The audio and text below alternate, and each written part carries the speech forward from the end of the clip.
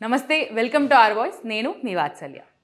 సందేశ్ ఖలీ పశ్చిమ బెంగాల్లోని ఉత్తర 24 పరిగణాల జిల్లాలోని గ్రామం. కొద్ది రోజుల క్రితం వరకు యావత్ దేశంలోని తీవ్ర చర్చనీయాంశంగా మారిన ఈ ఊరు మరోసారి వార్తల్లోకి ఎక్కింది. ఓ మతోన్మాది అరాచకానికి ఎదురొడ్డి పోరాడిన వీరనారి ఇప్పుడు లోక్సభ బరిలో నిలవబోతోంది. భారతీయ జనతా పార్టీ ఆ మహిళకు టికెట్ ఇచ్చింది. ఆమె పేరు రేఖా పత్ర. సందేశ్ ఖలీ గ్రామం ఉన్న బసీర్హట్ లోక్సభ నియోజకవర్గం నుంచి ఈమెను నిలబెట్టింది బీజేపీ. బెంగాల్ అధికార పార్టీ తృణమూల్ కాంగ్రెస్ లీడర్ షేక్ షాజహాన్ సందేశ్ ఖలీ ప్రాంతంలో నిర్వహించిన దుర్మార్గాలు భారతీయులను తీవ్ర కలవరపాటుకు గురిచేసింది. షాజహాన్తో పాటు అతడి అనుచరులు సాగించిన కీచక పర్వం మళ్లీ ఒకనాటి ముస్లిం రాజ్యాల్లో జరిగిన ఆకృత్యాలను గుర్తు చేశాయి. హిందూ మహిళలపై లైంగిక దాడి, భూముల అన్యక్రాంతం, అడ్డొచ్చిన వారిపై దాడులకు దిగడం, పూర్తిగా మాఫియా రాజ్యాన్ని సాగించిన తీరు తీవ్ర దుమారం రేపింది. అర్ధరాత్రి ఇళ్లలోకి చొరబడి భర్తలపై దాడి చేసి మహిళలను తమ పార్టీ కార్యాలయాలకు పిలిపించుకొని మూకుమ్మడిగా లైంగిక దాడులకు పాల్పడటం చీకటి అధ్యాయానికి చిరునామాగా మిగిలిపోయింది.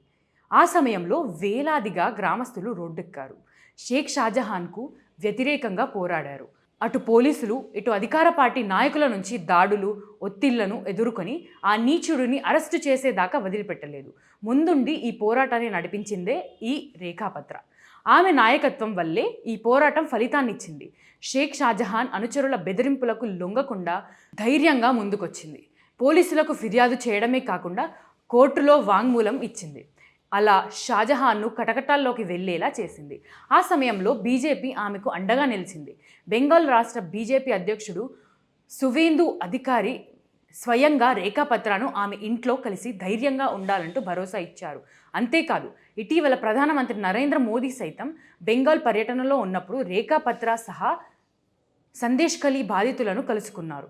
ఆ చీకటి రోజుల్లో జరిగిన మారణకాండను అడిగి తెలుసుకున్నారు. ఈ క్రమంలో సందేశ్ ఖలీ పోరాటంలో కీలకంగా వ్యవహరించిన రేఖాపత్రకు లోక్సభ టికెట్ ఇవ్వడం ఆసక్తికరంగా మారింది. అయితే బసీర్హట్ లోక్సభ నియోజకవర్గానికి ప్రస్తుతం టీఎంసీ నేత నటి సుబ్రత్ జహాన్ ప్రాతినిధ్యం వహిస్తున్నారు. వచ్చే ఎన్నికల్లో అధికార పార్టీ ఆమెను పక్కనబెట్టి హాజీ నూరుల్ ఇస్లాంను అభ్యర్థిగా ప్రకటించింది. పశ్చిమ బెంగాల్ మొత్తం 42 లోక్సభ స్థానాలుండగా ఏప్రిల్ 19 నుంచి జూన్ 1 వరకు మొత్తం 7 విడతల్లో ఎన్నికలు జరగనున్నాయి. ప్రధానంగా టీఎంసీ, బీజేపీ మధ్య పోరు నెలకొంది. విపక్ష ఇండియా కూటమిలో భాగమైనప్పటికీ రాష్ట్రంలో తాము ఒంటరిగానే బరిలోకి దిగుతున్నట్లు తృణమూల్ అధినేత్రి ప్రకటించింది. ఇలాంటి మరిన్ని వీడియోస్ కోసం ఆర్ వాయిస్ని సబ్స్క్రైబ్ చేయండి. ఈ వీడియో నచ్చిందా? లైక్ చేయండి, షేర్ చేయండి, మీ ఒపీనియన్స్ని కామెంట్ చేయండి.